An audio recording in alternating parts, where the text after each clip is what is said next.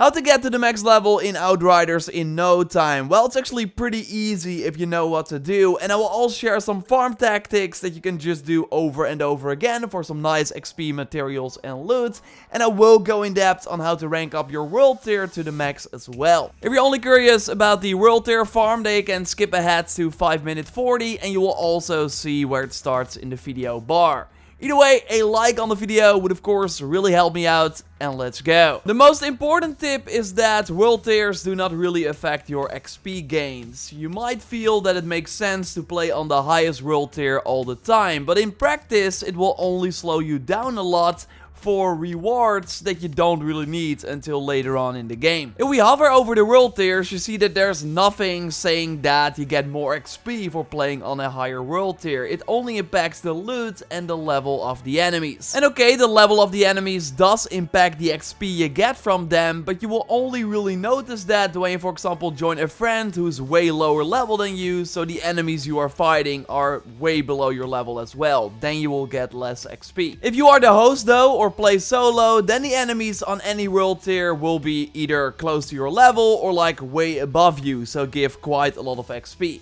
And sure, you get more XP overall from taking out higher level enemies, so by playing on a higher world tier, but those enemies also take way longer to kill. So in the end, you will be spending way more time in combat, making playing on a lower world tier way faster. Like on world tier 1, you will just blaze through everything. I just use the hip fire sometimes. It's actually pretty satisfying. And sure, the drops will be on a lower level, but you will outlevel the loot anyways, so you will likely be dismantling it anyways, and these low level items can also be dismantled, so you can get the perks that are on these items for your perk library. If you already have the perk, then you can of course see that thanks to the icon here, then I always sell them. And main missions, so just mainlining the game on like world tier 1, 2 or 3 is a breeze and gets you to the max level before you know it. Like, that's totally the fastest way, and once you are level 30, you can start caring about the world tier and level that up. And sure, do of course what you want. I personally like to be challenged, so I prefer playing on a higher world tier, which is also easier to get through, by the way, with other players. But the key takeaway is that it's not really smart to play on the highest world tier while going through the story. It will only slow you down a lot. And also the thing is that there's an amazing world tier farm, which you can do over and over again to rank up the world tier, so you don't have to worry about it while leveling up your character.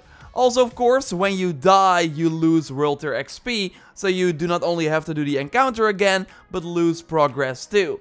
So start worrying about the world tier at the max level, and again I will talk about that amazing world tier farm in a moment here, or you can also just fast forward to that part looking at the video bar. Now first I want to highlight some farms you can do for XP, loot and materials if you, for example, only want to continue the story with friends, so are waiting for them, but still want to rank up and get some valuable items in the meantime. You can, for example, replay certain main missions by going back to the lobby and selecting a new story point. Like the pushback mission called Onslaught under Trenchtown is great, because here you have to push back the enemies on the battlefield. There's no downtime during this mission, you're constantly killing enemies, including captains. And on world tier 1 it cost me like 3 minutes to complete for around 1500 XP, so that is very nice. World tier 3 of course gives more XP, but obviously takes longer as well. And I also found that that expedition mission that happens after this, so you want to select this story point for that, has a lot of enemies spawn, so you're constantly fighting. And the nice part about farming main story missions is that they are linear, so you just follow them without having to like walk back or travel back. And of course, after completing these missions, you just go back to the lobby and select maybe the story point again if you want to replay that same mission, or you can choose another one. It's a bit more of a hassle to replay side missions, but you will get better loot early on in the game and also quite a lot of XP. And I first want to quickly highlight the mission I already showed you in my early loot farming video. It's the Predator to Prey side mission in the Forest Enclave. Once you get here, you can grab this mission near the Crystal Camp fast travel point, accept it, and the area for this mission is actually very close by.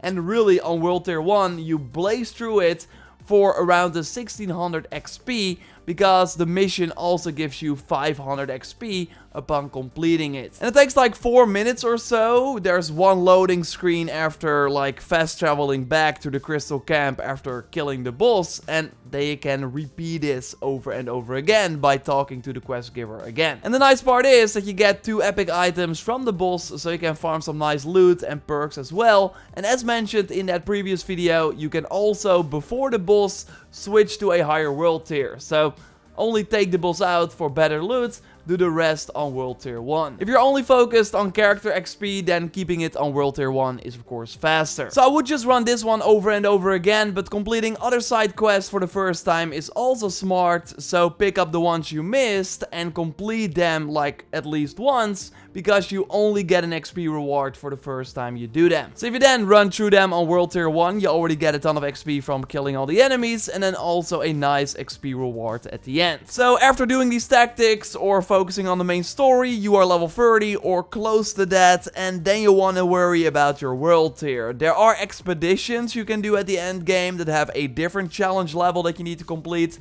but repeating all the regular content gives you rewards based on your world tier. So having that at the max is great too. You also get guaranteed rewards from these world tiers, which is nice. And also when you reach a completely new world tier, the tiers below that are saved, meaning that you will not lose XP for those world tiers when you die anymore. So for this amazing world tier farm, we want to go all the way back to the first city story point and then select reach the other side of the river. Here you will spawn in front of 2 areas with a ton of smaller enemies that won't do a lot of damage, you can easily kill, and combined give you a ton of XP. The key for a world tier farm is of course that you do not want to die, because then you lose progress. And in this area, it's relatively easy to stay alive while killing a ton of enemies that give you a ton of XP. After killing all the enemies in the first area, we go to the second area and do it again. There will be an alpha spawning at one point that I just focus on immediately, and then I take out the rest of the enemies and get a ton of world tier XP per like 3 minutes, 30 seconds, something like that. But you totally need the right loadout for that, or actually the perfect weapon. And in my experience, that is the automatic shotgun, which will take out the enemies real fast. And I got that with the crematorium perk. So then killing enemies will actually ash surrounding enemies, so basically stun them in place. And because you are killing enemies really fast, the effect will trigger like all the time. And that is great because you will get overwhelmed relatively fast if you do not fight back against these aggressive enemies.